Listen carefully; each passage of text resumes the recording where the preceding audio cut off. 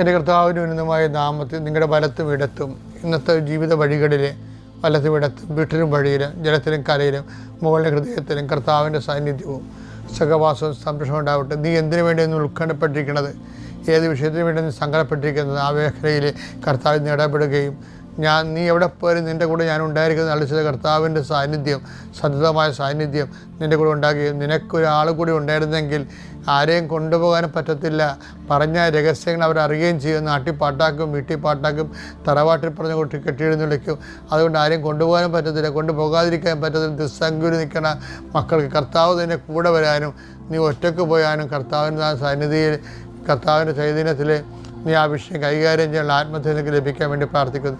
നഷ്ടപ്പെട്ടു പോയ രേഖകൾ, നഷ്ടപ്പെട്ടു പോയ പണങ്ങൾ, നഷ്ടപ്പെട്ട പൊന്നുകൾ, അന്യാധീനപ്പെട്ടു പോയ വസ്തുക്കൾ, മറ്റുള്ളവർക്ക് ചതിക്കപ്പെട്ടതിൻ്റെ പേരിൽ ജോലി തരാമെന്നും പറഞ്ഞ് ചതിക്കപ്പെട്ടതിൻ്റെ പേരിൽ വായ്പ വാങ്ങിച്ച്